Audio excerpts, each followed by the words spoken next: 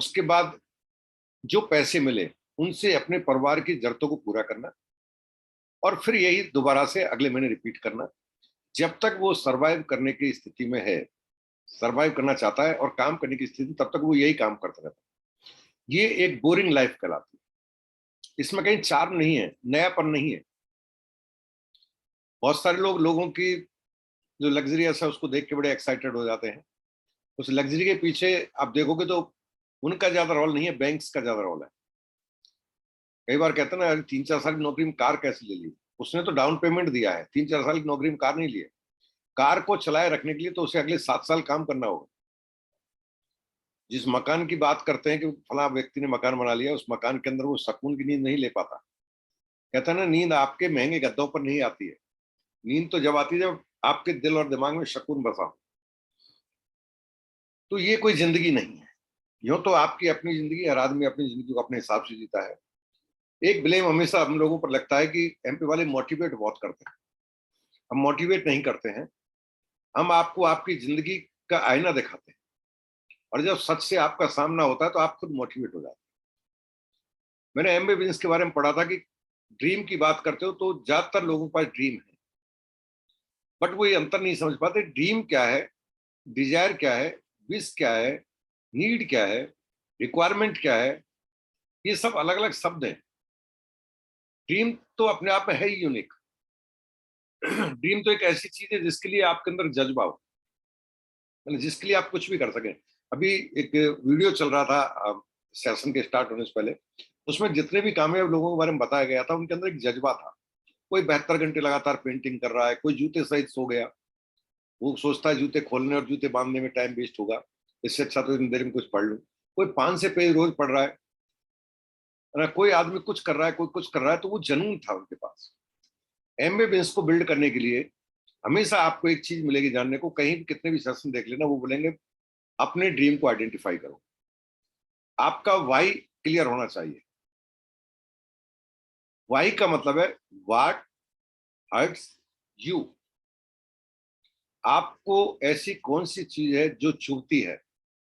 अगर वो चीज पहचान लेते हैं तो वही ड्रीम है आपका। हम क्या सोचते हैं कि वह चीज जो चुभ भी नहीं रही है और लग रही है, उसे तो एम्बिशन कहते हैं। एम्बिशन और ड्रीमर में बहुत बड़ा अंतर है।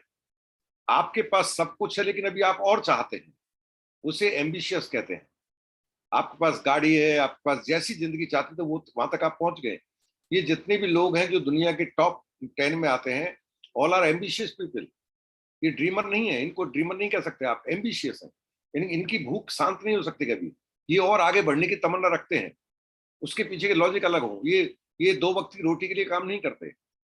ऐसे ऐसे लोग हैं जिनको अगर आप दुनिया के टॉप 10 में माना जाए कि वो आज काम बंद कर दें और करोड़ रुपए रोज खर्च करें और अगले 100 साल की जिंदगी उनको मिल जाए दान में, तो खत्म नहीं कर पाएंगे वो। फिर काम क्यों कर रहे हैं? मजे की बात क्या, वो ज्यादा काम करते हैं, वो 18 से 20 घंटे काम करते हैं।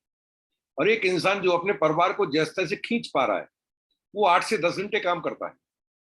और एक इंसान जिसको पैसे की ज्यादा जरूरत है, वो 2 घंटे काम करने के बहाने ढूंढता है कि 2 घंटे। सब कोई ऐसा जुगाड़ बताओ जो एमबी भी हो जाए। एमबी को स्टार्ट आपने किया है, आपको किसी ना किसी ने पुश किया होगा, आपको किसी ना किसी ने कुछ ड्रीम बताए होंगे, आपने स्टार्ट कर दिया। अब आपके सामने चुनौती है कि इसे बिल्ड कैसे करें। मैं वही बिल्ड करने का आसान तरीका बता देता हूँ। पहली चीज, आप 2 डायरी लीजिए। डायरी लीजिए या कॉपी लीजिए, कुछ भी लीजिए, आप 2 डायरी लीजिए। एक डायरी में लिखिए अपने ड्रीम, क्या चाहते हैं आप, क्या इच्छाएं हैं आपकी। जो भी इच्छा है, पूरी होगी नहीं होगी इस बात की परवाह छोड़ दो। बड़ा है छोटा है क्या फर्क पड़ता है ना? सपना बड़ा है हमारा, छोटा, उससे कोई फर्क नहीं पड़ता। जो भी आपकी इच्छाएं हैं वो सारी की सारी लिख डालो। हर फेलियर आदमी ने में से ज्यादातर लोगों ने कभी ना कभी, कहीं ना कहीं, किसी ना किसी कॉपी के कोने पर 1 या 2 ड्रीम जरूर लिखे हैं। उसके बावजूद वो फेल हुए हैं। और फेल होने के लिए 2 ही ड्रीम काफी नहीं है, 100 ड्रीम के बाद भी फेल हो सकते हो। फिर कामयाब कैसे होते हैं? बात तो सब ड्रीम की कर रहे हैं और आप करे ड्रीम से फेल भी हो जाते हैं, क्योंकि वो ड्रीम में और जर्त में अंतर नहीं कर पाते। ड्रीम में और उनकी जो तमन्ना इच्छा है उसमें वो अंतर ही नहीं कर पाते। इसलिए एक डायरी बनाइए ड्रीम की, जो आप बार बार हर सेशन में जानोगे उसमें लिखते जाइए। दूसरी डायरी बनाइए दर्द की, क्या क्या दर्द है आपकी जिंदगी में आज, चुभन क्या है। जब तक कोई बात दिल पे लगती नहीं है तब तक एमए बिल्ड होता भी नहीं। हमारे पास इतना इंटेलिजेंस होती है, इतना दिमाग होता है कि हम बहुत सारी कैलकुलेशन कर देते हैं और हम कहते हैं साहब, ऐसे बोल देते हैं जैसे इससे आसान काम कर रहे हो अभी। अरे साहब होगा तो ठीक है, नहीं तो जो चल रहा है वो तो है ही है अपने पास। जो आपके पास है उससे कुछ होना जाना नहीं था। तो जो एक्स्ट्रा आप चाहते हैं उसके लिए आपको अगर इसको बिल्ड करना है तो आपको एक डायरी बनानी है जिसमें लिखने आपके दर्द क्या है। जैसे सुबह जल्दी जगना, आप नहीं जगना चाहते लेकिन उस टाइम पर आपको जगना पड़ रहा है जो टाइम आपको लगता है 1 घंटा में और सोना चाहता हूं, लेकिन आपको इसलिए 1 घंटा पहले जगना पड़ रहा है। चाहे आपकी नींद पूरी हुई हो नहीं हो, इससे कोई फर्क नहीं पड़ता, क्योंकि अब आपको अपने काम पर जाना है, वह काम जिससे आपके परिवार में इस महीने चलने वाला जो राशन है उसका खर्चा आना है। आपको उस इंसान को सल्यूट करना पड़ता है जिसकी आपको न शक्ल पसंद है ना उसकी एजुकेशन पसंद है, कुछ भी पसंद नहीं है, बट वो आपका बॉस है। और बॉस बहुत कम लोगों को पसंद होता है। अगर पसंद है तो क्या घर पर आकर आप बॉस की तारीफ करते हैं, या बॉस से मिलना है आपको इसलिए आप 5 मिनट पहले जाते हैं। अगर कोई आपके टेबल पे आके कहे बॉस आपको याद कर रहे हैं, तो आपके यहाँ पर 3 बल पड़ जाते हैं, या आप खुशी से उछल पड़ते हैं बॉस ने मुझे याद किया है। ये सारी चीजें अगर आपके दर्द नहीं है तो आप ठीक हैं। आप क्या है, आपका जमीर मर चुका है, इंसानियत गायब हो गई है। फिर हम में और जानवर में फर्क नहीं है। जानवर को डंडा मार दीजिए फिर वो आकर आपके शरण में बैठ जाता है। आपने पालतू अगर डॉगी है आपके पास तो आप उसे दुत्कार देते हैं, और फिर वो उस रोटी की खातिर जो आप दिखाते हैं वो फिर पूछ चलाता आ जाता है। You are human being. Sir इतना टफ सुनने के लिए तो हम नहीं बैठे इस मीटिंग में। मैं भी टफ बोलने के लिए नहीं बैठा हूं। इसे टफ नहीं कहते। टफ तो वो है 30 दिन गधे की तरह काम किया और 25 दिन का पैसा नहीं लेके आए, उसे कहते हैं टफ। टफ वो है बीवी डिमांड करे और हम अपने आप को इंटेलिजेंट है ना, एक से एक लाजवाब बहाने ढूंढ के उसे पास ऑन करते चले जाते हैं। इस दिवाली पर ले और वो दिवाली पर ले और ये ले और वो ले। ना ज्वेलरी की बात आती है ना घर के अंदर कुछ रिक्वायरमेंट्स हैं उनकी बात आती है, बस हम टाले चले जाते हैं। हद तो तब पार हो जाती है जब बच्चे को हम झूठ बोल देते हैं, बेटा इस दीपावली पर तुझे दिला के बच्चा कार मांग रहा है, हम कार क्या कर देते हैं और पॉकेट अलाउ नहीं कर रहा हूं। नकली कार की बात कर रहा हूं मैं, असली की बात नहीं कर रहा। नकली कार भी 10-10 12-12 हजार की आती है, ठीक है ना, बट हम उसको टालते चले जाते हैं। तो ये सब चीजें आपको अगर चुभ रही है कहीं ना तो ये आपके दर्द है। ये कहीं चुभ रही है तो आपके दर्द है। आपके पास किसी की छोटी मोटी देनदारी है, किसी कारण से हो गई, कोई इमरजेंसी आ गई, ठीक है आप कुछ काम कर बैठे जो नहीं करना चाहते थे बट ऐसा हो गया।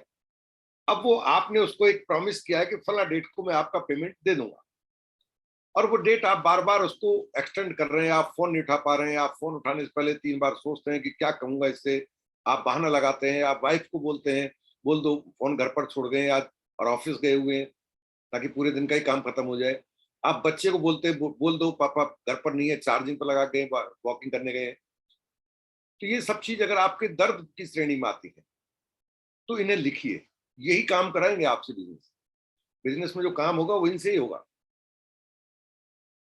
ऐसी बहुत सारी इंसिडेंट, बहुत सारी घटनाएं जो आपके जीवन में हर दिन घटती हैं।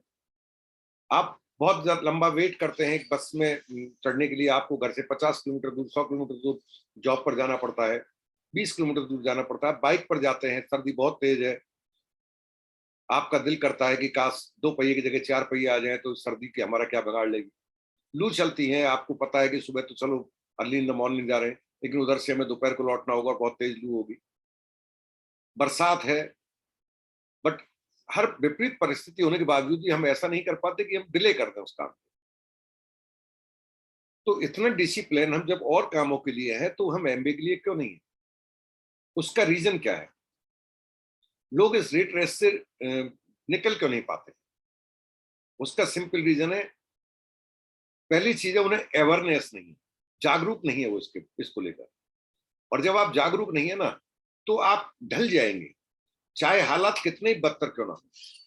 जिनकी बनियान में छेद होते हैं वह भी उस बनियान को नहीं फेंकना चाहते, ना, जिनके मतलब स्थिति अनुकूल नहीं है, वो भी उसके, उन्हें जागरूकता ही नहीं। उन्हें लगता है सर यही जिंदगी है, और उन्हें लगता है ये शायद बेहतर जिंदगी है हमारी। वो उससे कंपेरिजन करते हैं जिसके पास पहनने को बनियान भी नहीं है। तो उसे कहते हैं अवेयरनेस का ना होना।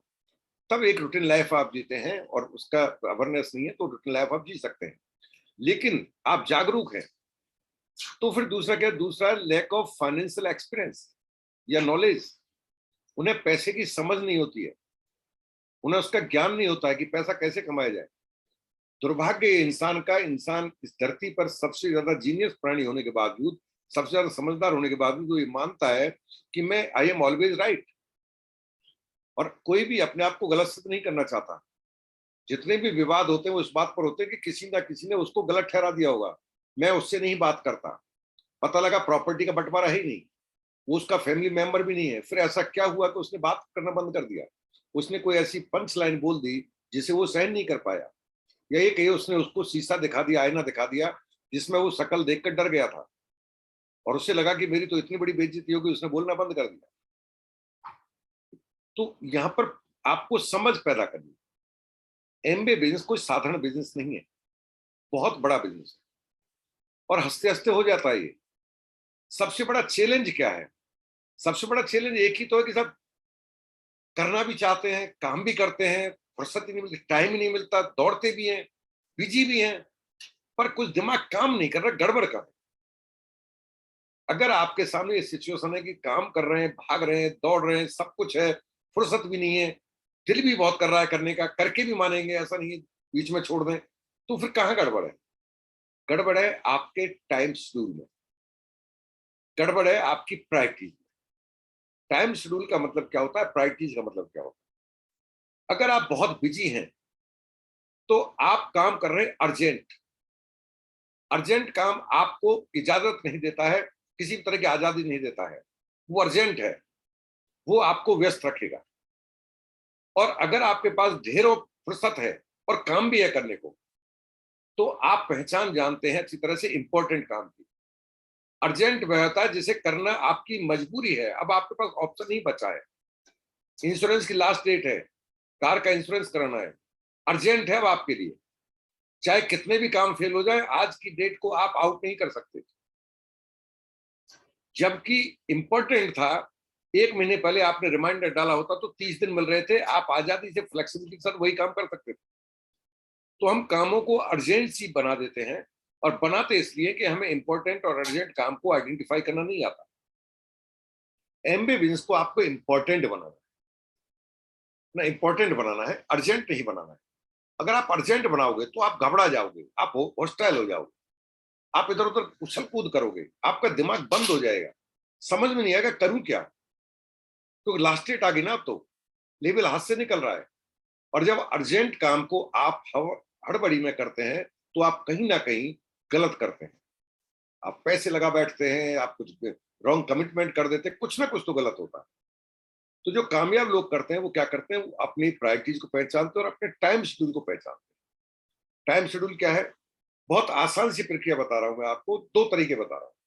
एक तरीका आप थोड़ा सीख लेना, यूट्यूब पर जाना, how to use Google calendar.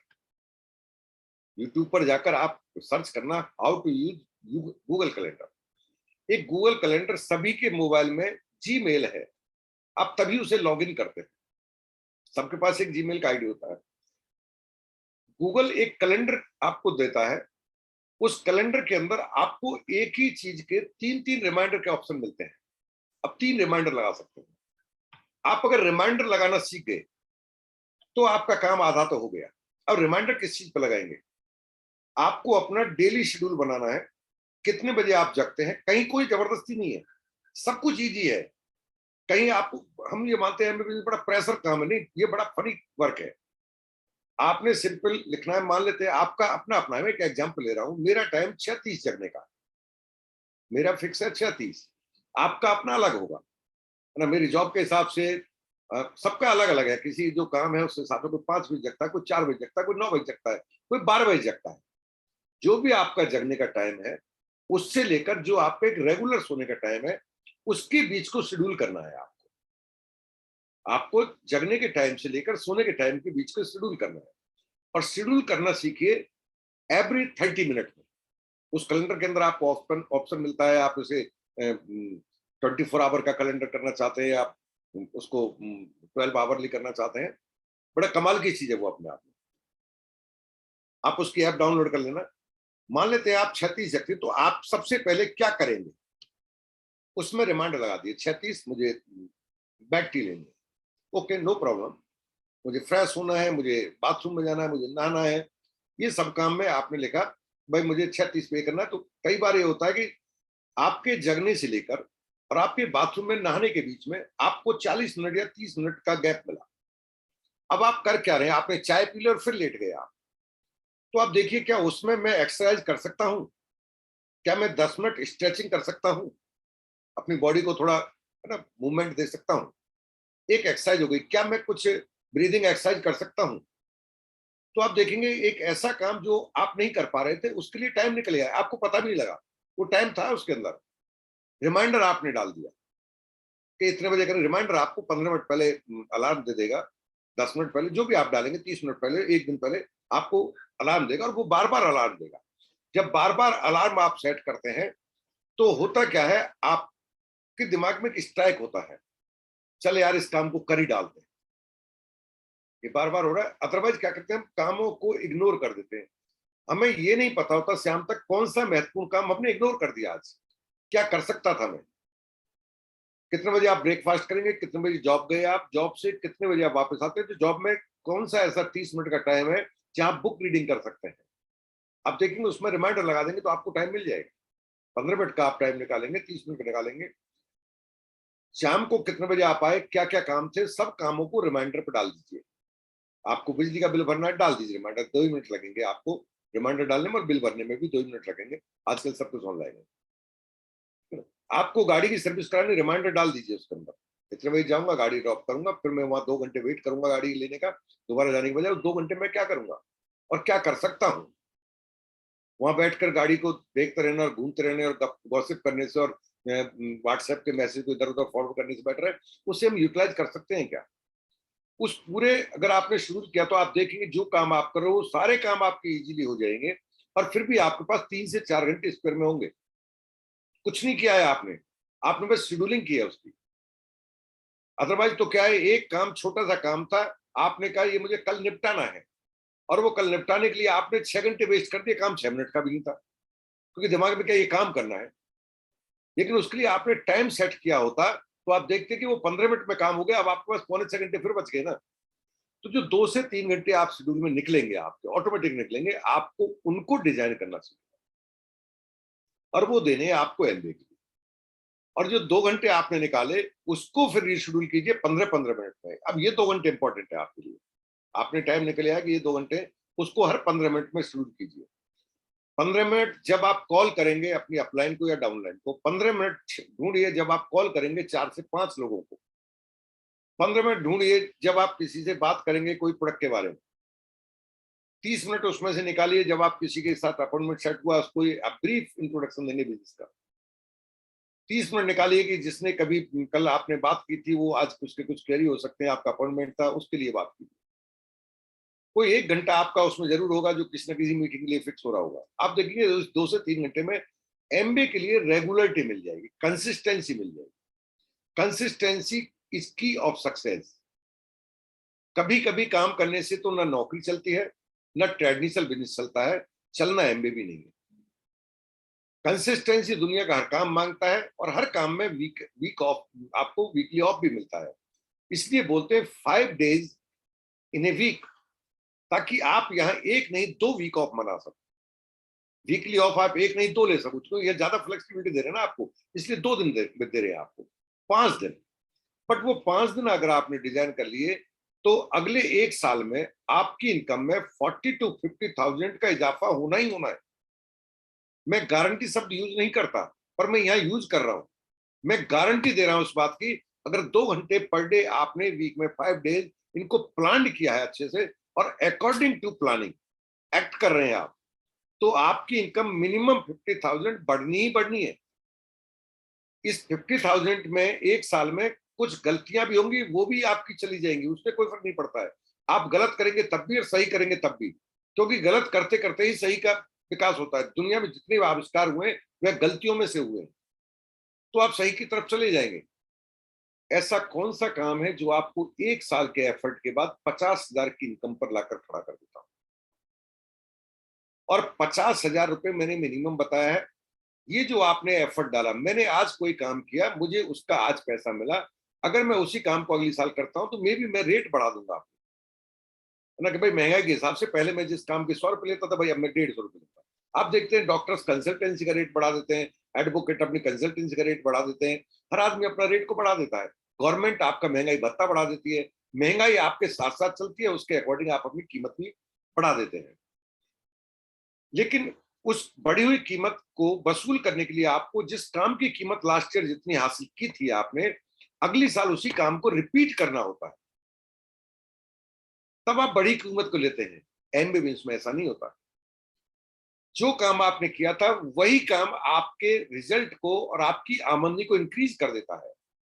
1 साल जो काम किया था वही काम करते जाना है, तो जो काम किया था वह भी पैसा बढ़ेगा और नया काम इसमें जुड़ता जाता है। इसकी यही तो ब्यूटी है। पुराने काम का पैसा आपको रेगुलरिटी से मिलता चला जाता है और उसमें नया काम एक कनेक्ट होता चला जाता है।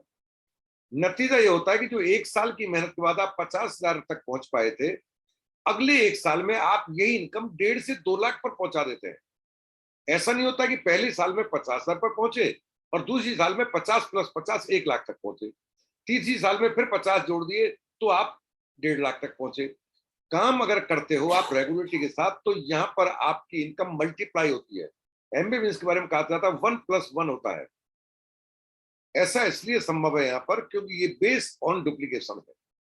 पहले आप अकेले काम करते हैं, आप अकेले कुदाली चलाते हैं, आप अकेले अपनी क्षमता के हिसाब से गड्ढा खोदते हैं, फिर यही कुदाली एक दूसरे को देते हैं और आप अपनी कुदाली चालू रखते हैं।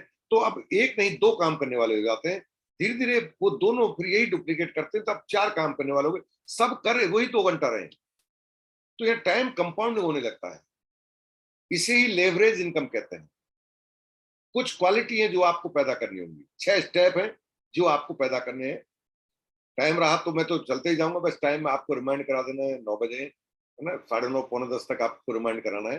मेरे पास तो बहुत कुछ है बताने को, क्योंकि सर आपसे ज्यादा क्षमता हमारी है। जितना आपने बताया नहीं होगा उससे ज्यादा तो बचाने की क्षमता है। दिस इज योर चॉइस, ठीक है ना। नो डाउट आपका डाइजेशन बहुत अच्छा है, और अगर नहीं है तो एबीएच बढ़ा दीजिए, है ना, डाइजेशन और बेटर हो जाएगा। पहला काम है इंटेग्रिटी। पहला है इंटेग्रिटी। इसका कोई यूट्यूब पर नहीं है हमारा लाइव, इसलिए आप नोट बना लें, ज्यादा बेटर रहेगा।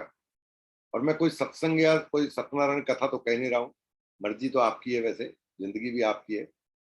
कुछ लोग नहीं बैठे हम कह रहे होंगे किस खुसट से पाला पड़ गया यार, ये तो ऐसे कर रहा है जैसे कोई बॉस हो। बॉस नहीं, मैं आपका दोस्त हूँ। और रीजन ये है कि अगर आप मेरे ऑर्गेनाइजेशन में आए हैं तो मेरी रेस्पॉन्सिबिलिटी बन जाती है कि मैं आपको सही रास्ते पर लेकर जाऊं, क्योंकि वक्त बहुत शॉर्ट है। लगता ही ऐसा कि जाने कितना वक्त है। इतने इंसिडेंट पर डे देख रहा हूं, अभी आपको चौंकाने वाली चीजें बता दूंगा, आप डर जाएंगे, बट यकीन भी नहीं है आपको, लेकिन इर्द गिर्द आप चौड़ा नजरों को दौड़ाएंगे तो आपको लग जाएगा मैं सच बोल रहा हूँ। अभी 30 से 35 के बीच के हार्ट अटैक की लेवल बढ़ गया है। आफ्टर कोरोना लिवर डैमेज और हार्ट पेशेंट दोनों चीजें संख्या बढ़ गई है। और ये ऐसे नहीं बोल रहा मैं, अभी बॉम्बे के अंदर 32 ईयर ओल्ड फिजिशियन एमडी एक रेनॉल्ड हॉस्पिटल के अंदर, रनिंग हॉस्पिटल के अंदर पेशेंट देखते थे आउटडोर में, हार्ट पेशेंट हार्ट अटैक आ गया और उसको बचाया नहीं जा सका, जबकि वो तो हॉस्पिटल के अंदर था। कभी बात कर लेना मुझसे अकेले में कि ऐसा क्यों हो रहा है और ऐसा क्यों होगा और ऐसा होना है। हर उस इंसान के साथ हो सकता है जो कोविड से निकला है, और कोविड से हर वो इंसान निकला है जिसने जांच कराई है, और वो भी कोविड का शिकार हो चुका है जिसने जांच नहीं कराई है। इससे फर्क नहीं पड़ता आपकी रिपोर्ट में आया क्या था। लिवर डैमेज होना ही है, संभाला नहीं जा सकता अगर आप अलर्ट नहीं हुए तो। न्यूक्लाइड का इंपॉर्टेंस अब समझ में आने लगेगा लोगों को। और एक ही केस नहीं, ऐसे बहुत सारे केस हैं, सिर्फ एक केस नहीं है। और आदमी बोल रहा है जिंदगी बड़ी लंबी है, इच्छाएं हैं, सपने हैं, 5 साल बाद की प्लानिंग है, 10 साल बाद की प्लानिंग है, अगले 5 दिन का ये नहीं पता कि हम सर्वाइव करेंगे नहीं करेंगे। आदमी बोल रहा है मैं सही हूं, उसे यही नहीं पता हेल्दी की डेफिनेशन क्या है। वो ये मानता है मैं दौड़ भाग कर सकता हूं तो मैं हेल्दी हूं। आप जानते हैं कैंसर के जितने पेशेंट होते हैं उनको कोई सिम्टम नहीं होता है, बट चौंकते जब उनको स्टेज 4 बता दी जाती है, नो एनी सिम्टम, उससे पहले था ही नहीं सिम्टम कोई। किस चीज का अंदाजा लगाओगे आप? बट वो आदमी कह रहा है कि नहीं, मुझे तो कोई परवाह ही नहीं किस चीज की, मेरी तो भगवान से डायरेक्ट कनेक्टिविटी है, एक अलग ही मेरा कनेक्शन है जो मैं रोजाना व्हाट्सएप पर बात कर लेता हूँ। तो गारंटी शब्द कहीं नहीं है दुनिया में, इसलिए बी सीरियस। और मैं तो ये कहूंगा 100 साल जिएंगे ना आप, 5 साल काम करके 25 साल एंजॉय करो ना, किसने मना किया है? 5 साल काम करके अगले 25 साल खुल के जियो, बट कुछ ऐसा तो कर लो ना इस 5 साल में। होगा कैसे? इंटेग्रिटी पहला है, ईमानदार रहिए। किस चीज के लिए? भगवान के प्रति ईमानदार रहिए। ये बिजनेस आपके हाथ में आया तो इसे गॉड की ब्लेसिंग मानिए। अभी आप ऐड देख रहे थे अमिताभ बच्चन जी का, और वो एक चीज में बोल रहे थे, हर चीज में क्या बोल रहे थे? ब्लेसिंग दे रहे थे, आशीर्वाद दे रहे थे। ये कहां से आया? आशीर्वाद जो यशस्वी भव और इस सब में ये ब्लेसिंग था, ये कहां से आया? जब एमबे ने कांटेक्ट किया था अमिताभ जी से कि हमारे ऐड करने के लिए, तो उन्होंने एमबे के बारे में जानना था कि मैं अगर एक लाइन में जानना चाहूँ कि एमबे क्या है, तो आप कोई एक वर्ड बता सकते हैं मुझे एमबे क्या है? हम पूरा प्लान में नहीं जानना चाहता, बस एक वर्ड बताइए। तो एमबे के जो सीईओ उन्होंने कहा था ब्लेसिंग। तब वहां से उत्पत्ति हुई थी, इसलिए उन्होंने हर ऐड को ब्लेसिंग से कनेक्ट किया। हर चीज के पीछे कहानी होती। तो अगर ये बिजनेस आपकी लाइफ में आता, this is blessing of God, ऊपर वाले की ब्लेसिंग है। ऊपर वाले के साथ आप ईमानदार रहिए। उसने बिजनेस दिया है तो कुछ उद्देश्य से दिया है। आप ऑनेस्टी विद, आपको रहना है सेल्फ, योर सेल्फ, अपने प्रति ईमानदार रहिए। कम से कम खुद से सच बोलिए, वास्तविकता पहचानिए, क्या चीज चुभ रही है आपको, वास्तव में क्या चाहते हैं। जब आपको खुशी का एहसास होगा, क्या दायित्व है आपके, खुद के लिए क्या क्या सोचते हैं आप, तो खुद के प्रति ईमानदारी से आप चुनाव कीजिए कि वास्तव में आप क्यों बिल्ड करना चाहेंगे। ऑनेस्टी विद फैमिली, क्या दायित्व है आपके परिवार के प्रति, परिवार की क्या अपेक्षाएं हैं, परिवार के सदस्य क्या चाहते हैं आपसे, क्या आप उन पर खरा उतर पा रहे हैं, क्या आपका फर्ज बनता है, दायित्व बनता है, आप अपने पौरुषत्व का इस्तेमाल कर पा रहे हैं।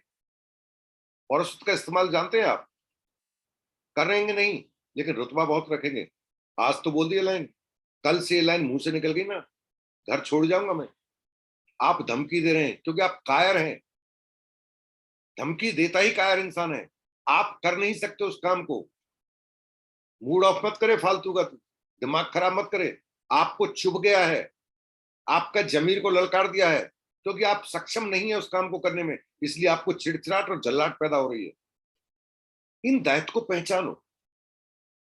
कूल रहना, सब कैसे कूल रह लेते लोग? उन्हें पता है कि उन्हें किस रास्ते पर चलना, कितने रास्ते पर चलकर कितने दिन में कहां पहुंच जाएंगे, इसलिए रिलैक्स है वो।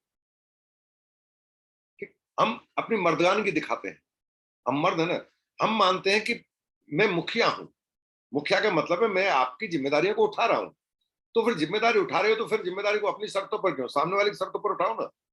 दिलाओ ना उसको ज्वेलरी, दिलाओ उसको मर्जी का घर, उसको अच्छी अच्छी जो ज्वेलरी वो दिलाओ आप, अच्छी कार दिलाओ उसको। बच्चा जो डिमांड करे वो पूरी करो उसकी, जहां पढ़ना चाहे वो पढ़ने के लिए भेजो। तो फैमिली के प्रति दायित्व, ईमानदार रहिए। अपने बिजनेस के प्रति ईमानदार रहिए। जब नौकरी में एक इंसान लगता है तो 90% से ज्यादा लोगों की, बल्कि 95-98% लोगों की सिचुएशन ये है, वह उसको भाग्य मान बैठते हैं और वो एक उससे बेटर की तलाश करना बंद कर देते हैं। फॉर एग्जाम्पल, कोई टीचर लग गए तो टीचर लगने तक वो कड़ी मेहनत करेंगे, मेरा भी नंबर आ जाए, और करनी भी चाहिए। अब उनका सिलेक्शन होगा और उनको अपॉइंटमेंट मिल गया, गवर्नमेंट जॉब मिल गया। कितने लोग ऐसे हैं जो ये है कि भाई अब मैं टीचर तो बन गया, चलो अब मैं ऐसा करता हूं, मैं एक पुलिस इंस्पेक्टर की और ट्राई कर लेता हूं, और बेटर नौकरी की ट्राई कर लेता हूं। यही जैसे तैसे मिली है, बहुत मेहनत की है, तो वो ट्राई करना बंद कर देता है। 99 केवल आईएएस कैडर ऐसा है, आरएएस कैडर ऐसा है जिसमें अगर उनकी रैंक अच्छी नहीं है तो वो ट्राई करते हैं दोबारा। एक कोई आदमी IRS हो गया तो वो चाहेगा मैं IPS हो जाऊं भाई, तो वो उनका माइंड मोस्ट फर्टाइल होता है, वो थोड़ा आगे जाना चाहते हैं। अदरवाइज 99% डॉक्टर बन गया, वो डॉक्टर, वो ये नहीं चाहिए मैं RS बन जाऊं। आप जानते हैं डॉक्टर में से IAS बनने वाले लोगों की संख्या कितना नेग्लिजिबल होता है, तो भाग्यमान बैठते हैं। लेकिन वो वहां टिके रहते हैं, चाहे वहां उनके हिसाब से पैसा मिले ना मिले, चीजें पसंद आए ना आए, घर से दूर जाकर नौकरी पूरी होती हो, दोपहरी में जाना होता हो, बॉस जीना हराम कर रखा हो, नौकरी में उसके फ्रस्ट्रेशन हो, बीपी का शिकार हो गया हो, नौकरी के जो स्ट्रेस लेवल है उसकी वजह से डायबिटीज उसकी बॉडी में आ गए हो, बट छोड़ेगा नहीं और दूसरी के बारे में सोचेगा नहीं। Am I sure? शायद मैं वन वे हो रहा हूं, आप चैट बॉक्स का इस्तेमाल कर सकते हैं। मैं सच बोल रहा हूं, कितने लोग सहमत है? जितने लोग सहमत है वो चैट बॉक्स में यस लिख सकते हैं, और जितने लोग सहमत नहीं है वो नो लिख सकते हैं। चलो काफी लोग सहमत है, इसका मतलब कि बात सच है। फिर ऐसा क्या है कि MBA बिजनेस आते ही वो इधर उधर ताक झांकना शुरू कर देता है। अगर वो अपने जॉब में इधर उधर ताकना झांकना शुरू कर दे, जॉब नहीं रहेगा उसका, वो लॉयल होता है उसके लिए। MBA बिजनेस के लिए लॉयल्टी कहां चली जाती है? और जब लॉयल नहीं है, जिसके लिए लॉयल नहीं है वो आपके लिए लॉयल रहो, ऐसा कैसे हो सकता है? हस्बैंड वाइफ के बीच में एक लॉयल्टी का ही तो एग्रीमेंट है। जब तक वो लॉयल है, वो लॉयल है, एक दूसरे के लिए लॉयल है। जिस दिन लॉयल्टी एक ने ब्रेक की, वो दोनों ब्रेक कर जाते हैं, दूर हट जाते हैं। उसी को हम लोग डाइवोर्स बोलते हैं। तो MBA बिजनेस के अंदर भी आपको लॉयल रहना है। देखिए मैं आपको फिर बता दूं, मैं 22 साल से बिजनेस में हूं। MBA से अच्छा डायरेक्ट सेलिंग में, MBA से ज्यादा पे आउट देने वाला, MBA से ज्यादा आसान, MBA से ज्यादा एथिकल, MBA से ज्यादा ग्रोथ देने वाला कोई भी डायरेक्ट मार्केटिंग कॉन्सेप्ट मौजूद नहीं है। अगर वो होता तो बहुत सारे लोग आपको अमीर दिखते और बोलते हम इस बिजनेस के थ्रू अमीर हुए। आप हिस्ट्री उठा के देखिए, दुनिया में सबसे ज्यादा मिलियनियर, सेल्फ मेड मिलियनियर जो पैदा किए हैं डायरेक्ट सेलिंग इंडस्ट्री में, वो MBA ने पैदा किया। तो आपको इसके लिए लॉयल रहना है। MBA से कम मेहनत पर कामयाब हो सकते हो। लोग बोलते हैं कई बार यहाँ आ जाओ और वहां आ जाओ, ऐसा कहीं नहीं होता है। ऊपर होने के बाद मैंने फिर उनको दर दर की ठोकर खाते देखा है। मैं ऐसे 1000 एग्जाम्पल आपको दे सकता हूं जो किसी कारण से गुमराह होकर जल्दबाजी के चक्कर में, बिना मेहनत के, एक प्रिंसिपल के अगेंस्ट, भाई ऐसा कोई सिद्धांत नहीं है मेहनत का पैसा मिलेगा, मुफ्त का पैसा मिल सकता है, ऐसी हरकत की उन्होंने और वो गए। तो डायरेक्ट मार्केटिंग में फिर वो एक के नहीं वो कर रहे, फिर वो दूसरी बदली, तीसरी मिलती, चौथी बदली, और फिर वो कहीं कामयाबी नहीं मिली। तो आपको ऑनेस्ट रहना है अपने बिजनेस के प्रति। एक डेट डालिए आप, मैं 5 साल इसको पूरी ईमानदारी के साथ करूंगा, 2 साल ईमानदारी के साथ करूंगा, 1 साल ईमानदारी के साथ करूंगा, कोई तो कमिटमेंट कीजिए। बट उस ड्यूरेशन में आपको 100% ऑनेस्ट रहना। और नेक्स्ट है सरेंडर टू योर मेंटर। आपको अपने आप को मेंटर के हवाले कर देना, एक मेंटर का चुनाव करना। हम तो साहब किसी के गुलाम नहीं बन सकते। देखिए मेंटर के साथ अलाइनमेंट होना गुलामी नहीं होता, फख्र की बात होती है। मेंटर आपको आदेश नहीं देता है, मेंटर आपको उंगली पकड़ के गलत रास्ते पे जाने से रोक देता है। मेंटर आपको कम मेहनत पर ज्यादा रिजल्ट लेने का रास्ता दिखा देता है। मेंटर आपके 2 घंटे में 20 घंटे का रिजल्ट कैसे ले सकते वो कला जानता है। उसके पास अपना एक्सपीरियंस है। जब भी जिंदगी में आप कहीं तक पहुंचे होंगे तो आपने किसी न किसी अनुभवी व्यक्ति का लाभ लिया होगा। आपने कोई एग्जाम क्रैक किया होगा तो आपने जरूर कोचिंग ली होगी। कोचिंग देने वाला आपसे ज्यादा अनुभवी है, बस इतनी सी तो बात थी, जिसका आपने पेमेंट किया होगा और अच्छा खासा पेमेंट किया होगा। आपने मकान बनाया होगा तो एक आर्किटेक्ट को हायर किया होगा, क्योंकि वो अनुभव रखता है उस क्षेत्र का। बट उसने अपना अनुभव शेयर करने के लिए आपसे चार्ज किया होगा। आप किसी लीगल चीज के लिए कहीं जरूरत पड़ी हो तो आप जरूर एडवोकेट के पास गए होंगे, क्योंकि आपने उसको मेंटर बनाया उस टाइम। वकील साहब जो कहेंगे मैं वही स्टेटमेंट दूंगा, वो बोल देता है। इसके अलावा और भी लाइन मुंह से निकली तो आपकी सजा को मैं रोक नहीं पाऊंगा। आपने उसको मेंटर चूज किया है, पेमेंट भी दिया है, मेंटर के रूप में एक्सेप्ट भी किया है। जब डॉक्टर के पास जाते हैं वो आपको बोलते हैं ये परहेज करने और ये दवा खानी है आपको, आपने पैसा भी दिया है और हाँ भी किया है और 100% फॉलो भी किया है। एम्बिवेलेंस में भी आपको अगर कामयाब होना, कामयाबी का मतलब सक्सेस में का मूल मंत्र है। यहाँ भी आपको एक मेंटर को फॉलो करना होगा, बट यहाँ फॉलो करने में तकलीफ क्यों होती है? क्योंकि यहाँ चार्ज नहीं देता ना, और मुफ्त की चीज की कीमत नहीं होती। मैं एक बेरोजगार के बारे में कोटेशन पढ़ रहा था। बेरोजगार क्या है? हर वो आदमी बेरोजगार है। मैं सोचता था जिसके पास नौकरी नहीं है वो बेरोजगार है। नहीं, नौकरी वाले बेरोजगार है। जिसके पास बिजनेस नहीं है वो बेरोजगार है। नहीं, जिसके पास हाथ में बिजनेस है वो बेरोजगार है। आप में से और हम में से बहुत सारे बेरोजगार हैं। जिसके पास अगले 7 दिन का क्या काम करना है इसका कोई प्लान नहीं है, ऑल आर अनएम्प्लॉयड। हर वो इंसान बेरोजगार है जिसके पास अगले 7 दिन का कैलेंडर भरा हुआ नहीं है, जिसको ये नहीं पता कि अगले 7 दिन मुझे क्या करना है। ठीक।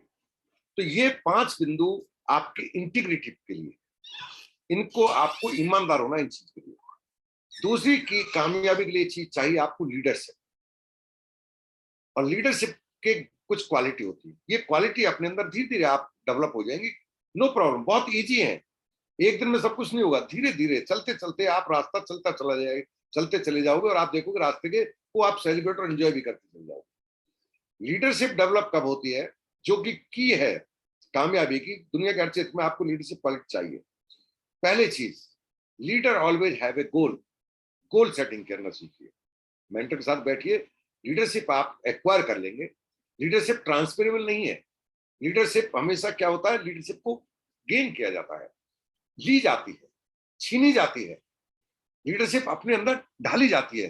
लीडरशिप को कोई सिखा नहीं सकता जब तक आपके अंदर सीखने की इच्छा ना हो। जो मैं बात कर रहा हूं उसे आप अपनी जिंदगी का एक हिस्सा बनाते हैं, उसमें से एक बात को ऐड करते हैं। That is quality of leadership. ये आपके लीडरशिप के गुण को बताता है। पूरी बात सुनने के बाद इस कान सुन के उस कान निकाल देना, ये नॉन लीडरशिप क्वालिटी में आता है। लीडर का मतलब ये नहीं होता कि वो सारी चीजों को एक साथ फॉलो करना शुरू कर देता है, नहीं, वो भी नहीं करता। बट वो किसी एक चीज को फॉलो करता है, उसके बाद फिर किसी एक चीज को अपनी जिंदगी का हिस्सा बनाता है, फिर एक को बनाता है, और धीरे धीरे उसके अंदर बहुत सारे ऐसे गुण आ जाते हैं जो उसकी कामयाबी के लिए मोर देन अनफ होते हैं। तो पहला गुण होता है लीडर का गोल सेटिंग। वो अपने गोल को लेकर जागरूक होते हैं, गोल सेट करना जानते हैं। आप अपना गोल सेट कीजिए, आपके अंदर लीडरशिप आने लगेगी। पहला स्टेप है। दूसरा, अफर्मेशन। लीडर हमेशा अपने दिमाग को वो संकेत बार बार भेजते रहते हैं सिस्टमिक साइंटिफिक मेथड से, जिससे वो दिमाग उनके अंदर, वो दिमाग उनका एक डेवलप हो जाता है उस काम को करने के लिए। उस काम को करने में उसे मजा आने लगता है, उस काम के प्रति उसके दिमाग में और शरीर में पैशन क्रिएट हो जाता है। सॉरी। तो ये अफर्मेशन क्या होता है, ये भी आप अपने मेंटर के साथ बैठिए। जो आप चाहते हैं जिंदगी में, जो आपके गोल है, उस गोल को आपने पेपर पर लिख लिया और उस दिमाग को रिमाइंड कराना होता है।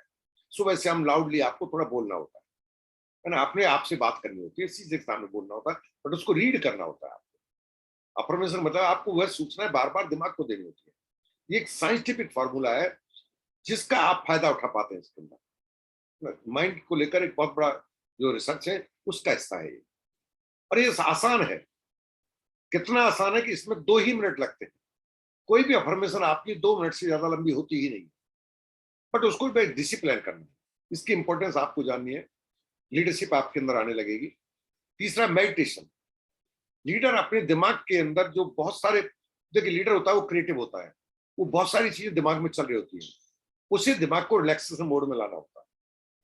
उसे दिमाग को, जैसे आपका बार बार हैंग होने लगे मोबाइल, तो आप उसे शट डाउन करते हैं, रीस्टार्ट करते हैं, और रीस्टार्ट के बाद उसका जो फंक्शन होता है वो प्रॉपर आने लगता है। ऐसे ही जो लीडर होता है वो काम बहुत करता है, उसके अंदर थॉट आइडियाज बहुत होते हैं, उसके अंदर करने के लिए बहुत सारे प्लान्स होते हैं, और उन सब प्लान के अंदर उसके अंदर स्ट्रेस लेवल बढ़ने लगता है।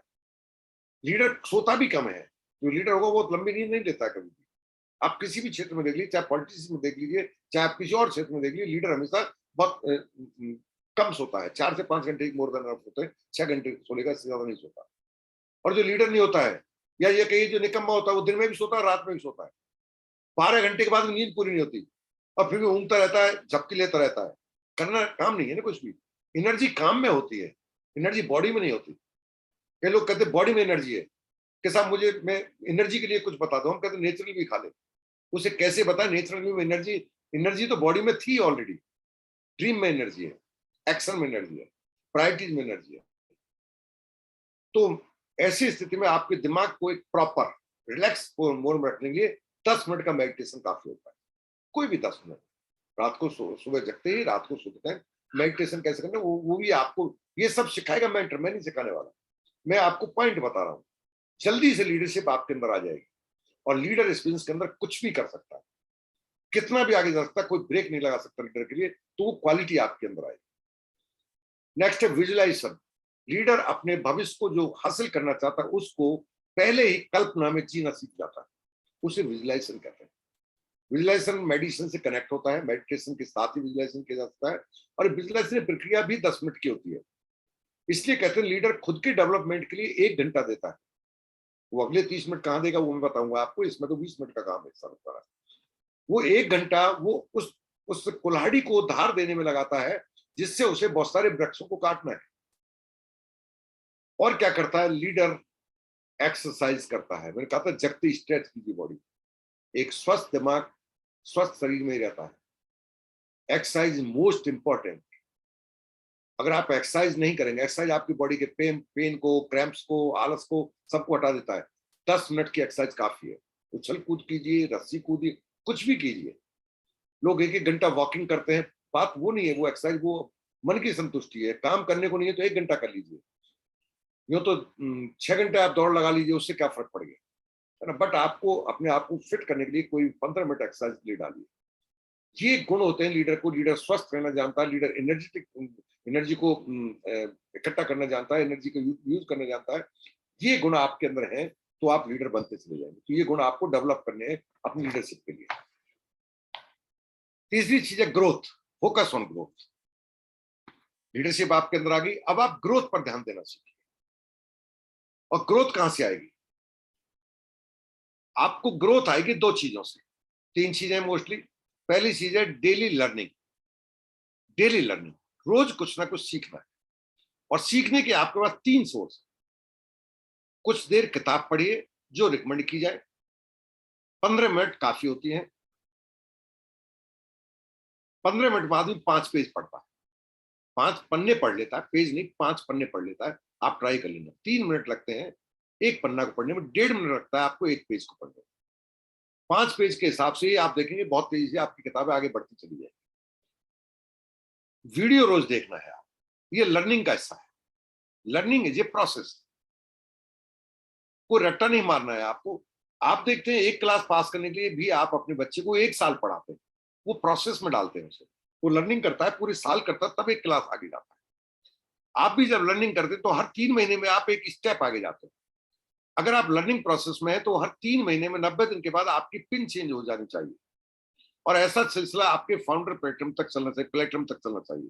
प्लेटफॉर्म के बाद कोई पिन 90 दिन में पूरी नहीं की जा सकती, बट प्लेटफॉर्म तक आप हर 90 दिन में एक स्टेप से दूसरे स्टेप पर चले जाएंगे अगर आप इस लर्निंग प्रोसेस में। और तीसरा है सेमिनार एंड मीटिंग। ये 3 तरीके हैं जो आपको लर्निंग मोड में रखते हैं। और लर्निंग मोड में आना आपकी ग्रोथ के लिए इंपॉर्टेंट है। अगर आप ग्रोथ चाहते हैं तो आपको पहला स्टेप है लर्निंग, डेली लर्निंग प्रोसेस में रखिए। दूसरा स्टेप है डेली इंप्लीमेंटेशन प्रोसेस में रखिए। जो भी आप सीखते हैं उसे कहीं ना कहीं जहां मौका मिले वहां इंप्लीमेंट कर डालिए। कोई प्रोडक्ट की जानकारी ली, किसी कस्टमर से बात कर रहे हैं, वहां प्रोडक्ट की इन्फॉर्मेशन को पास ऑन की। किसी डाउनलाइन से बात की, आज 2 लाइन कोई अच्छी लगी आपको कैसेट की, वो 2 लाइन उसको साथ शेयर कर दीजिए। कहाँ मौका लगता है, कहाँ इंप्लीमेंट कर सकते हैं। इंप्लीमेंटेशन आपको जो भी आप सीख रहे हैं उस चीज को आपका अपना बना देता है। इंप्लीमेंटेशन आपके अंदर स्किल्स डेवलप करता है। कैलिबर आपका डेवलप होने लगता है। वो सब कहां से होगा? जब आप इंप्लीमेंट करेंगे। कहते हैं knowledge is power, know that is not right thing. Knowledge implementation is power. Knowledge को जब आप इंप्लीमेंट करेंगे तो वो शक्ति बन जाता है आपके लिए। और तीसरी चीज है डेली रिव्यू। लर्निंग मोड में ग्रोथ अगर आपको चाहिए तो आपके रात को सोने से पहले डेली के आज का आपने क्या क्या किया उसको रिव्यू कीजिए। कल क्या बेटर कर सकता हूं, रिव्यू कीजिए। कहाँ गलत था, कहाँ सही हो सकता था, रिव्यू कीजिए।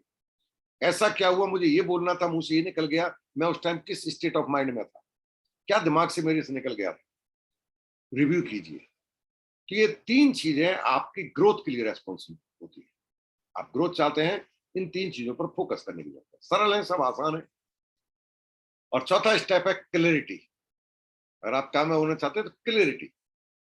अभी वो आप सुन रहे थे, उसमें वीडियो चल रहा था, उसमें भी बात हो रही थी क्लियरिटी। क्लियरिटी नहीं है तो कुछ भी नहीं है। कंफ्यूजन, कहते ना, जब धुंध छाई हो तो गाड़ी भी नहीं चलती है। आप तो जिंदगी चलाने निकले हो यार, तो जिंदगी ऐसे नहीं चलेगी। क्लैरिटी किसको चाहिए? आपको पहली क्लैरिटी चाहिए इन स्ट्रेटेजी। आपकी योजना, स्ट्रेटेजी क्या है? जहां पहुंचना चाहते हो आप, इस 6 महीने में, 3 महीने में, 1 साल में, इस महीने में, उसकी व्हाट इज राइट स्ट्रेटेजी। कहते ना, कार्य योजना आपको बनानी है, प्लानिंग, रूपरेखा। उसकी स्ट्रेटेजी का मतलब है उसकी रूपरेखा आपको बनानी है। इसमें क्लैरिटी होनी चाहिए। एक बार आपने बना दिया, अब आपको उसको फॉलो करना है। स्ट्रेटेजी नहीं होती, और होती है तो बड़ी कंफ्यूजिंग होती है। ये नहीं तो ये सही, ये नहीं तो ये सही। दो नक्शे साथ रख के आप मकान की दीवार को टेढ़ा कर दोगे, आप तो जिंदगी को टेढ़ा करने पर उतारू हो। तो क्लियरिटी चाहिए आपको। कुछ चीजें जिनमें बिल्कुल भी बर्दाश्त नहीं कर सकते आप, धुंधलापन नहीं चलेगा। दूसरा है कम्युनिकेशन में क्लियरिटी चाहिए। चाहे आप अपलाइन से कम्युनिकेट कर रहे हैं, चाहे आप डाउनलाइन से कम्युनिकेट कर रहे हैं, चाहे आप अपने प्रोस्पेक्ट से। कम्युनिकेशन में क्लियरिटी का मतलब है आप जो कहते हैं और कहना चाह रहे हैं, क्या सामने वाला वही समझ पा रहा है या कुछ और समझ रहा है? कई बार बोलते हैं ना, मैं जो कहना चाह रहा हूं शायद मैं आपको समझा नहीं पा रहा हूं। इसे कहते हैं क्लियरिटी नहीं है आपके कम्युनिकेशन में। अगर आप समझा नहीं पा रहे हैं, पहली चीज तो ये, आप जो समझ रहे हैं क्या वही पास ऑन कर पा रहे हैं? क्या आप सही समझ पा रहे हैं? तो कम्युनिकेशन में कंफ्यूजन नहीं होना चाहिए। कई बार बोलते हैं क्या बात करूं, ये लाइन मैंने बोली थी। हाँ जी, आप कंफ्यूज हैं, क्लियरिटी नहीं है आपके कम्युनिकेशन में। तो कम्युनिकेशन में क्लियरिटी चाहिए। तीसरी चीज चाहिए क्लियरिटी इन प्रोसेस। जो प्रोसेसिंग होती है काम करने को, उसमें क्लियरिटी चाहिए। इतना करूंगा तो ये मिलेगा, ये करूंगा तो ये मिलेगा, इतने बात करूंगा तो इतने लोग ना करेंगे, इतने लोग यहाँ करेंगे, जो हाँ करने वालों में इतने लोग मुझे लीडरशिप पे भी मिलेंगे, इतने लोग हैं जो इसमें बैठ जाएंगे, इतने लोगों से ये होगा। ये प्रोसेस है, इसमें क्लियरिटी होनी चाहिए। अपलाइन ने अगर आपको प्रोसेस बताया है, उसमें you should be very clear. बहुत क्लियर होना चाहिए कि ये प्रोसेस है, इसमें आपको क्लियरिटी। प्रोसेस में अगर कंफ्यूजन है तो आपकी एनर्जी ड्रेन हो जाएगी, आप काम को बीच में छोड़ देंगे। और चौथी क्लियरिटी है क्लियरिटी इन गोल। आपने जो गोल डिसाइड किया उसमें क्लियरिटी होनी चाहिए। जोश में और होश में दो तरह से गोल बनते हैं। गोल आप होश में नहीं, जोश में बनाइए। मैं बोल रहा हूं आप जोश में गोल बनाइए, और फिर अपलाइन के साथ बैठकर तय कीजिए कि ये गोल पूरा करने के लिए वास्तव में कितना काम करना है। फिर अपनी क्षमता को पहचानिए, अपने डिसिप्लिन लेवल को पहचानिए। आप अगर उस पर हैं तो आप, अब आपके पास क्या है, गोल आपका क्या आ गया, होश में आ गया। जोश में जो आपने फैसला किया था, सर इस साल platinum done, founder platinum done, emerald done, diamond done, उसे जोश कहते हैं। बहुत हो गया सर, इस साल तो डायमंड काट दूंगा, फांस काट दूंगा डायमंड की। खुद की फांस कटती देखी मैंने, है ना? तो उसमें जो गोल है उसमें क्लैरिटी चाहिए। और ये क्लैरिटी, ये सारी चीजें आपके मेंटर ही दे पाएंगे। आप ओपन माइंड से डिस्कस करें। हम क्या कहते हैं, हम छोटा नहीं सोचना चाहते। नो डाउट छोटा सोचना नहीं है, मैं खुद बात करूंगा इस पर, बड़ा ही सोचना है आपको। बट उस चक्कर में कई बार हम गलत फहमी का शिकार हो जाते हैं। क्लैरिटी नहीं है। देखिए, मैं ये नहीं कह रहा आप छोटा सोचना शुरू कीजिए, मैं कह रहा हूं छोटे कदम उठाना शुरू कीजिए। हर छोटा कदम आपकी बड़ी मंजिल की तरफ लेके जाता। कोई भी बड़ा कदम बड़ी मंजिल पर नहीं लेके जाता। हर छोटा स्टेप आपकी मंजिल के एक स्टेप करीब ले जाता है। मंजिल दूर है, ज्यादा स्टेप चलना हो। हर वो स्टेप जो आप उठाने वाले हैं, उसकी स्पीड बढ़ाने से आप मंजिल तक जल्दी पहुंच जाते हैं। मंजिल तक जल्दी पहुंचने के लिए आप कदम की साइज नहीं बढ़ाते। स्टेप आप एक एक करके जंप करके नहीं जाते हैं। आप क्या करते हैं, स्पीड बढ़ाते हैं। स्टेप को, एक स्टेप से दूसरे स्टेप तक हिट करने की स्पीड बढ़ाते हैं आप। ठीक, तो ये चीज आपको चौथे स्टेप पे चाहिए, क्लियरिटी। और पांचवी चीज है कंट्रीब्यूशन। कंट्रीब्यूशन, और कंट्रीब्यूशन क्या है? अपने बिजनेस में आप भगवान को शामिल कर दीजिए, पार्टनर बना दीजिए। बिना उसकी मर्जी के सद्बुद्धि नहीं मिलेगी आपको, वो आपको सद्बुद्धि देगा। बिना उसकी मर्जी के बिजनेस नहीं मिल सकता था आपको। बिना उसकी मर्जी के काम करने की इच्छा नहीं मिलेगी आपको। और बिना उसकी मर्जी के सही लोग नहीं मिलेंगे आपको। और बिना उसकी मर्जी के परिणाम नहीं मिलेगा आपको। सब कुछ उसकी मर्जी से है। और बिना उसकी मर्जी के आप एक कदम नहीं उठा पाएंगे प्लान दिखाने के लिए। बिना उसकी मर्जी के मारकर हाथ में उठाएंगे, यहीं टिका रह जाएगा। सब कुछ वह करवा रहा है आपसे, इसलिए आप उसे अपना पार्टनर बनाइए, और पार्टनर के साथ बेईमानी नहीं की जाती। जो लोग पार्टनर के साथ बेईमानी करते हैं उनका धंधा चौपट हो जाता है। अब उसे पार्टनर बनाने के लिए क्या करेंगे आप? उसको एक हिस्सा देना शुरू कीजिए अपने प्रॉफिट का। पार्टनर से आप ये नहीं बोलते हैं कभी भी कि जब मेरी इनकम 1 लाख होगी तब मैं तुझे तेरा हिस्सा लौटाऊंगा। आप क्या बोलते हैं? 10 रुपया है, तेरा हिस्सा ये रहा, मेरा हिस्सा ये रहा। 5 रुपया है, तेरा हिस्सा ये रहा, मेरा हिस्सा ये रहा। हम क्या कहते हैं? अभी तो हमारे गुजारा नहीं चल रहा है, और आप कहते हो दान करने की बात करते हो। आपका गुजारा कभी नहीं चलेगा अगर आप दान करना नहीं सीखे तो। और हर गरीब आदमी दान लेना जानता है, देना नहीं जानता। और वो इसलिए गरीब है कि एक गरीब इंसान को आपने दान देते नहीं देखा होगा। और हर अमीर आदमी दान देता है, वो दान नहीं लेता है, वो तो फिर बैंक की बैंक को हट जाता है, वो अलग बात है। दान नहीं लेता, लेकिन दान देता है। ये पार्टनरशिप होती है आपकी गॉड के साथ। आपकी आमदनी का एक हिस्सा वो आप तय करेंगे। स्टैंडर्ड 10% होता है, बट वो आप तय करेंगे। 2% हो सकता है, 5% हो सकता है। बी ऑनेस्ट, आप करना शुरू कीजिए। आपको 2 महीने में रिजल्ट नहीं आया तो आप मुझे जरूर बताएं। चेंज होने लगेगा, सिनेरियो बदलने लगेगा। क्योंकि अब मेरा पार्टनर जान लड़ा देगा इस बात के लिए कि मुझे घाटा नहीं चला जाए। तो या तो आप भगवान में फेथ नहीं रखते हैं, और फेथ नहीं रखते, पहली स्टार्टिंग यहां से थी, फेथ इन गॉड। अगर उसमें फेथ रखते हैं तो उसे पार्टनर बनाने में दिक्कत क्या है? कि साहब काम हम करें और पैसा भगवान ले जाए। मैंने पहले ही बोल दिया, बिना उसकी मर्जी के मार कर हाथ में नहीं आ सकता। बिना उसकी मर्जी के बिजनेस में टिक नहीं सकते आप।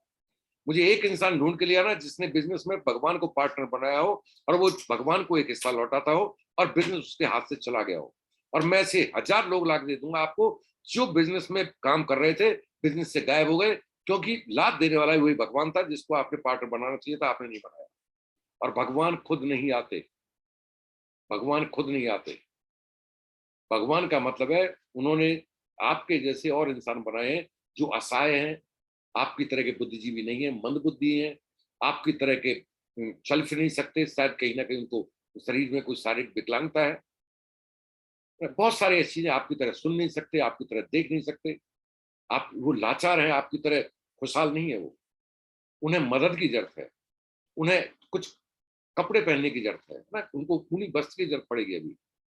उन्हें एक वक्त भरपेट खाना खाने की जरूरत है। आपकी तरह चॉइस नहीं है उनके पास। तो बोलते कि शाम को क्या बनेगा, बड़ा बेटा बोल रहा है मटर पनीर, छोटा बोल रहा है रबड़ी चलेगी, और आप कहते चलो लड़ो मत, दोनों को मंगा देता हूँ। नहीं है उनके पास चॉइस पूरी करने की, है ही नहीं, इतनी सामर्थ्य नहीं उनके पास। आप सामर्थ्यवान हैं, एक छोटा सा हिस्सा बचाना शुरू कीजिए और उन तक वो हिस्सा पहुंचाइए। वही भगवान के दूत है।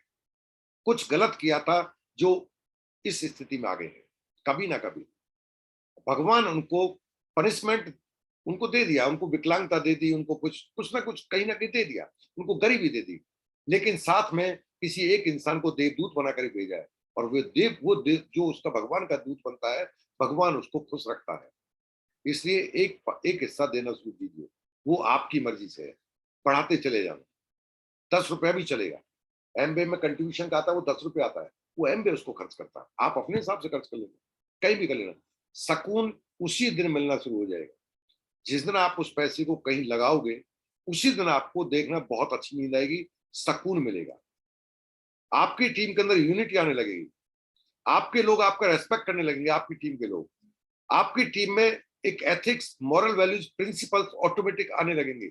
ये सब भगवान देता है, इंसान नहीं देता। और छठा और इंपॉर्टेंट बिंदु है एबंडेंस। एबंडेंस क्या है? हमेशा याद रखिए, इस पृथ्वी पर सब कुछ भरपूर है, किसी चीज की कमी नहीं है, अथाह है, जितनी जरूरत है उससे ज्यादा है। इसलिए फोकस ऑन एबंडेंस। अबंडेंस पर फोकस कीजिए, छोटा मत सोचना। छोटे को त्याग करना सीखना है। आप छोटी हरकतों को त्याग करना है। ये 6% लेबल पैसे देकर खरीद लिया, 9% गलत तरीके से ले लिया, नहीं आए हो आप इस 9% के लिए। ये तो सीढ़ी थी, ये वो सीढ़ा नहीं है जिस पर आप खड़े हो सकते हो। ये सीढ़ी है जिस पर ज्यादा टिकना नहीं है आपको। इतना छोटा सोच जाते हैं कि इसका अगर 3 कस्टमर रह जाए डाउनलाइन का तो इसका कमीशन मेरे पास आ जाए। इसे त्यागना होगा। सामने वाले को दिखाने के लिए आज मेरी क्षमता नहीं है, मैं कार ले आता हूं और मैं उसकी ईएमआई में दब जाता हूं, और ईएमआई का प्रेशर इतना आ जाता है, मैं बड़ी चीजें करना मेरी बस की नहीं रहता। अब मैं उलझ के रह गया। इन्हें त्याग करना होगा। बहुत कुछ बड़ा है। बड़े के लिए आए हो आप, बने ही बड़े के लिए हो, आप हो ही बड़े। इसलिए एबंडेंस को हमेशा ध्यान में रखना, ये फोकस करना है इस पर। छोटा मत सोचना, छोटे को त्यागना, बड़े को अपनाना। डायमंड के लिए आए हो, बीच में बहुत कुछ छोटा लोभ आएगा, प्रलोभन आएगा, उससे लात मारना सीख जाना। जो छोटे प्रलोभन फंसते हैं वो बड़ी चीज को हमेशा के लिए दूर कर देते हैं ना। छोटी छोटी चीजों को कहते हैं, इसे हमारी भाषा में, बिजनेस की भाषा में, आध्यात्मिक भाषा में इसे कहते हैं एबंडेंस, और बिजनेस की भाषा में कहते हैं डिलेड ग्रेटिफिकेशन। चीजों को टालो, छोटी चीजों को टालो, क्योंकि बड़ी के हासिल करने के चक्कर में छोटी लायक फुर्सत ही नहीं है आपके पास, और हम छोटी में इतना उलझ जाते हैं कि बड़ी को त्याग देते हैं। और जब बड़ी को त्याग बैठते हो, रोजमर्रा के फालतू के कामों में, कुछ छोटे झूठे मनोरंजन में, कुछ शादियों के चक्कर में हम एमबे जैसी पीढ़ियों चलने वाली अपॉर्चुनिटी से दूर हो जाते हैं। इसे कहते हैं बड़े को त्याग दिया। त्यागना छोटे को था और त्याग बैठे गलती से बड़े, तो छोटे को त्याग हुआ। दूसरा है फील ऑन अबंडेंस। आपको इस अबंडेंस को महसूस करना है, इसको महसूस करना है। प्रकृति में भरपूर है, इसे महसूस करो। आपका भी हिस्सा है इसके अंदर। आप जो कार चाहते हो वह बन रही है कहीं ना कहीं, उसका काम शुरू हो चुका है, बस आपको भरोसा रखना है। तो उसको फील कीजिए, प्रचुरता को महसूस कीजिए, ज्यादा को महसूस कीजिए। हम छोटे को महसूस करते हैं, हम कमी को महसूस करते हैं, हम प्रचुरता को महसूस नहीं करते। मेरे अंदर ये कमी है, उसके अंदर ये कमी है। आप महसूस कमी कर रहे हो, जबकि अबंडेंस है प्रकृति के अंदर। वो लोग हैं जो आपसे लाखों गुना पावरफुल है और वो आपकी टीम में आने को बेताब बैठे हैं। बट फील तो करना सीखिए। फील क्या, हम तो फील के ऊपर मोहर लगा देते हैं, खुद ही बोलते हैं अरे साहब अच्छे लोग आए नहीं, निकम्मा उसकी भीड़ भरी हुई है, कोई करता ही नहीं है, कोई चलता ही नहीं है, पता नहीं होगा कि नहीं होगा। तो आप क्या कर रहे हैं, कुदरत के सिद्धांत से पंगा ले रहे हैं। अबंडेंस को समझिए। सब कुछ प्रचुर है, अच्छा भी प्रचुरता में है और खराब भी प्रचुरता में है। आप अच्छे की तरफ आकर्षित होइए, अच्छे को याद कीजिए, अच्छे को महसूस कीजिए। जो महसूस करोगे वो आपको मिलेगा। और तीसरा है वर्क फॉर एबंडेंस। बड़े के लिए ही काम। जब भी काम करो बड़े के लिए करो। अब बड़े के लिए कैसे करोगे, ये समझने में थोड़ा आपको कष्ट हो सकता है, थोड़ा टाइम लगेगा। ये किताबों का खेल है। जब आप प्लान दिखा रहे हो, तो प्लान दिखाते समय ये अगर ज्वाइन करता है तो मेरा 9% कोई नहीं रोक सकता, क्योंकि 50 पीवी तो यहां से आनी आनी है। ये छोटा सोचा है। आप काम कर रहे हो, छोटे के लिए कर रहे हो। और जब आप प्लान दिखा रहे हो, बात ये नहीं आपको 50 पीवी की जरूरत है, लेकिन प्लान दिखाते समय आपके दिमाग में काम जो कर रहे हो उसमें विचार क्या चल रहा है। ये जो प्लान देख रहे हैं ना, ये इस बिजनेस में अगर आ गया तो इसे डायमंड जाने से कोई रोक, ये आएगा ही डायमंड जाने के लिए। क्वालिटी इतनी है इसके अंदर। अब आप बड़ा सोच रहे हो। अब हम इतना छोटा सोच देते हैं, काम करते हैं तो उसमें 50 पीवी, 20 पीवी, 10 पीवी एक ग्लिस्टर के लिए काम करते हैं। नहीं करना है कि क्या बात करें, सब ग्लिस्टर नहीं दे, किसी को देना है। बट दिमाग में थॉट, वो उसका थॉट है कि मैं, मुझे सिर्फ ग्लिस्टर लेना, ये उसका थॉट है। आपका थॉट क्या है, ये आए इस बिजनेस में लाख रुपए कमाने के लिए। जो बिजनेस में आएगा, काम इस तरह से करो, इसे प्लेटिनम तो ले ही जाऊंगा, ये प्लेटिनम तो जाना है। मैं अगर 1 घंटे डालूंगा तो मेरे बिजनेस के अंदर भीड़ आ जाएगी, बहुत सारे प्लेटिनम्स की। मेरे बिजनेस में डायमंड्स की बाढ़ आने वाली है। काम करते समय बड़ा सोचो, आप अबंडेंस को दिमाग में रखो, और ये करते हो फिर देखो चीजें कितनी तेजी से बदलती हैं। कुछ अपने आप से सेल्फ काउंसलिंग किया था, पर्सनल काउंसलिंग। टाइम हो गया है, बट मैं 5 मिनट में पॉइंट दिखा देता हूं, डिटेल आप कर लेना। पहली बात तो क्वेश्चन है कुछ, उन्हें आप भर सकते हो, उसकी मार्किंग होती है बाकायदा। आप नंबर देते हैं अपने आप को, है ना। 100 नंबर का पेपर में कितना देते हैं, दोनों को पढ़ देता हूँ, पढ़ रहा हूँ मैं। डिटेल अगली सेशन में करूंगा, जब भी अगला सेशन हम करेंगे। आपका नाम लिखिए, मोबाइल नंबर लिखिए, do you have any goal लिखिए उसके आगे, यस और no. Are you writing your goal daily, yes और नो में लिख लेना। हर आपका 10 नंबर का है। Are you reading affirmation daily? Are you writing your daily schedule? क्या आप अपना डेली शेड्यूल लिखते हैं? ये अपने आप से सवाल है, खुद से सवाल है। ये आपके डिसिप्लिन के पैरामीटर को दर्शाते हैं कि आप कितने अनुशासित हैं और कितने अनुशासित हैं। देखिए एक चीज बता दूं, जिंदगी को खुल के जियो। बहुत सारा टाइम है, चिंता मत करो, बिजनेस के लिए टाइम निकल जाता है।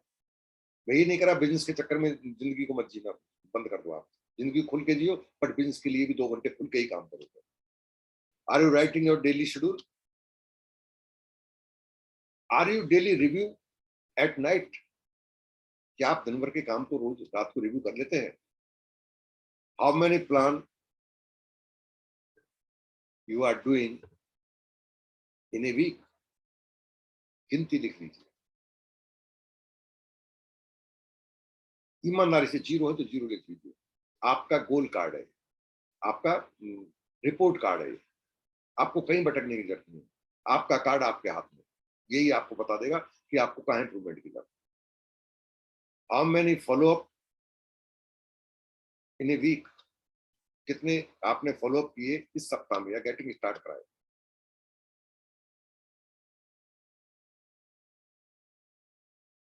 आज आपने कितने लोगों को, डाउनलाइन को और अपलाइन को कितने कॉल किए? टोटल कॉल डाउनलाइन और अपलाइन को कितने किए, उनका नंबर लिखना शुरू कर। हर एक कॉल एक नंबर देता है, अपलाइन का कॉल 5 नंबर देता है। आप ये कुछ बिंदु है जो आपको अपने आप से पूछना है, किसी और से पूछने की जरूरत नहीं है। जिस दिन इनके अंदर, सबके अंदर यस यस यस आने लगेगा, आप देखेंगे रिजल्ट आपके ना चाहने के बावजूद आपके पीछे पीछे आना शुरू होगा। पर्सनल काउंसलिंग के कुछ पॉइंट है। लॉन्ग टर्म गोल आपको लिखना है, क्या है आपका, वो लिख लीजिए। शॉर्ट टर्म गोल क्या है आपका, लिस्ट का साइज क्या है आपका, वो लिख लीजिए। बिजनेस क्यों करोगे, उस वो कारण को आप लिख लीजिए। How many plans in a week, वो लिख लीजिए आप। How many trainings in a week, आप कितनी ट्रेनिंग कर रहे हैं अपनी टीम में, वो लिख लीजिए आप। How many active leaders in your team, वो लिख लीजिए। पहले तो आप खुद के लिए लिखिए कि आप एक्टिव है, क्योंकि जो व्यक्ति डेली काम नहीं करता वह लीडर नहीं हो सकता। वो लीडर है ही नहीं, उसे लीडर कह ही नहीं सकते आप डेली काम नहीं करते और आप लीडर मानने की गलती कर रहे हैं, तो आप गलत फहमी के शिकार है। वेरी सॉरी टू से, बट दिस इज फैक्ट।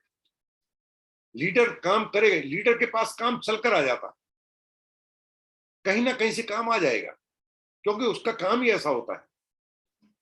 आपको लीडर बनना है, दुनिया की बड़ी बड़ी चीजें आपका इंतजार कर रही हैं। कुछ सच्चाइयां हैं जिन्हें आप झुटला नहीं सकते। शुरुआत मैंने कही थी, आपका जन्म अच्छी जिंदगी जीने के लिए हुआ है। आप अच्छी जिंदगी जी सकते हैं।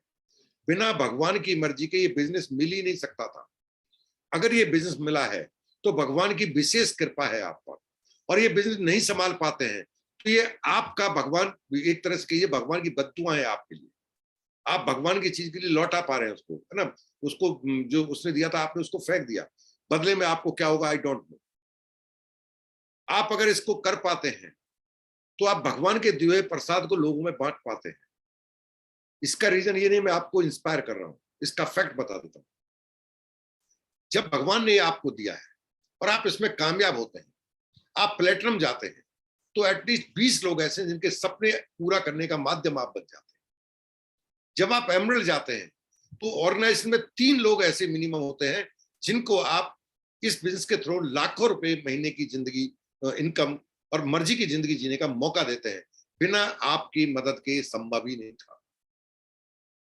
क्या लगता है, इसकी आपको ब्लेसिंग नहीं मिलेंगी ऊपर वाले से? क्या वो इंसान आपको ब्लेसिंग नहीं देगा? और ये भी गलत फहमी है कि जब आप एमरल्ड जाएंगे तो 3 लोग ही होंगे, क्योंकि जब आप एमरल्ड जाएंगे तो 3 नहीं 30 लोगों के माध्यम बन जाओगे। जब मैं एमरल्ड गया था, फाउंडर एमरल्ड गया था, तो मेरे 3 प्लेटिनम नहीं गए थे, मेरे ऑर्गेनाइजेशन में 3 एमरल्ड गए थे। वो 3 या 9 तो वैसे ही होते हैं, बहुत सारे प्लेटिनम गए थे। तो कितने लोगों का आपके टिके रहने से और सफलता से कितने लोग इंस्पायर होते हैं, है ना। इससे यहां से ब्लेसिंग आती है। आप जब कोई आपका नाम लेता है और बोलता है कि इनकी वजह से मेरी जिंदगी में पॉजिटिव चेंज आया, तब ब्लेसिंग आती है। आप जब आप किसी का हक मारते हैं और उसे पता लगता है कि आपकी वजह से मेरा ये इनकम रुक गई है इस बिजनेस के अंदर, तब बद्दुआएं बटोरते हैं आप। आपको बता दूं, एक बददुआएं 10 ब्लेसिंग को बर्बाद कर देती है। और एक आपने अच्छी ब्लेसिंग ली है तो वो नई आपको 10 ब्लेसिंग के ऑप्शन खोल देती है। कहते हैं एविडेंस का मतलब ये है, जब एविडेंस का मतलब प्रचुरता में, जब दुआएं आती हैं तो भरपूर आती हैं, और बददुआएं आती हैं तो भरपूर आती हैं। आपके ऊपर निर्भर करता है आप दुआएं बटोरने के धंधे में हो या बददुआएं बटोरने के धंधे में हो। जब भी कोई एक्शन कर रहे हो अपने आप से सवाल पूछो, मेरा फायदा है, इसका फायदा है, कर डालता हूं। मेरा फायदा नहीं है बट इसका फायदा है, जरूर कर देना। आपका फायदा नहीं है बट नुकसान भी नहीं है ना आपका, किसी और का तो फायदा है। हम इसी बात पर अड़ जाते हैं, मेरा फायदा नहीं तो खाई नहीं तो लड़काई सही, किसी और का फायदा नहीं, नहीं कामयाब हो गए। एमबी ही नहीं, जिंदगी के सिद्धांत की बात कर रहा हूं, जिंदगी के क्षेत्र। और आपको बता दूं, कामयाबी आपको सिर्फ पैसे के रूप में नहीं मिलेगी, कामयाबी आपको पारिवारिक सुख शांति के रूप में मिलेगी, कामयाबी आपके बच्चों के संस्कार के रूप में मिलेगी, कामयाबी आपको आपके बच्चे जो आपको रिगार्ड देंगे उसके रूप में मिलेगी, कामयाबी आपको सम्मान के रूप में मिल सकती है। कामयाबी के अपने बहुत सारे चेहरे हैं, बहुत सारे रूप हैं। हम कामयाबी को सिर्फ पैसे से आंक बैठते हैं। अरे पैसा, अगर ये रुपया जिसको आप कामयाबी आंकते हैं, अगर यही कामयाबी का पैरामीटर होता तो फिर अमेरिका में तो रुपया नहीं है ना, वहां तो डॉलर है। फिर कामयाबी के लिए वहां क्यों जाते हैं? हर देश की मुद्रा अलग है। इसका मतलब है कि आप समझ में आया जी, कामयाबी रुपए में नहीं, कामयाबी मुद्रा में छुपी हुई है। कामयाबी मुद्रा में नहीं छुपी हुई। अगर कामयाबी मुद्रा में होती तो हर बैंक मैनेजर जो मुद्रा के बीच में बैठा होता है बेहद सफल इंसान होता। कामयाबी आपके काम करने के तरीके में छुपी होती है। कामयाबी आपके जो आप ब्लेसिंग इकट्ठी करते हैं उसमें छुपी होती है। कामयाबी आपकी इंटेंशन में छुपी होती है, और वो सब चीजें क्षमताएं आपके अंदर है। एमबीए बिजनेस में लगता है ऐसा है कि लोगों को लाने से, लोगों को सिखाने से पैसा आएगा। नो डाउट पैसा आएगा, बट कड़वा सच ये है कि ये बिजनेस में आपके बदलने से पैसा आएगा। इसलिए कहा गया success in within you, you are created your own destiny. आप ही अपने भाग्य के निर्माता है। सफलता आपके अंदर छिपी हुई है, और ऐसे ही सफल लोगों के बीच में बैठने का मौका मिलता है। I am very privilege and very blessed, God से बहुत ब्लेस्ड हूं। मेरी टीम में ललित कौशल जैसे लीडर हैं। ये ब्लेसिंग की बात है, ये गर्व की बात है, घमंड की बात नहीं मेरे लिए। और यही कारण है कि ऐसे लीडरों की संख्या बढ़ती चली जा रही है। कौशल जी, ललित जी की टीम में, विजय कौशल जी की टीम ललित जी जैसे हैं, ये उनके लिए गर्व की बात थी। ललित जी की टीम में सुकेश जी जैसे लीडर हैं, ये इनके लिए गर्व की बात है। और यहां से ब्लेसिंग आती है। जब आप लोगों को देखते हो, उनके इस नजरिए से देखते हो कि ये मेरी टीम का हिस्सा है, ये मेरे लिए फख्र की बात है। और हर एक आने वाले इंसान के लिए आप ऊपर वाले को दुआएं देते हैं। आप ऊपर वाले को, उसको तो आप क्या दुआएं देंगे, ऊपर वाले को आप प्रे करते हैं, थैंक्स बोलते हैं, ग्रेटिट्यूड, आभार व्यक्त करते हैं, धन्यवाद देते हैं। आपकी वजह से एक और इंसान मेरी आया, मुझे इतनी ताकत देना, मुझे इतनी शक्ति देना, मुझे इतनी सद्बुद्धि देना, मैं इसके लिए सही निर्णय ले सकूं। मैं अगर एक कदम चले तो इसके साथ 2 कदम चलने के लिए क्षमता रख सकूं। एक कदम चले तो मैं 2 कदम चलने के लिए समय निकाल सकूं।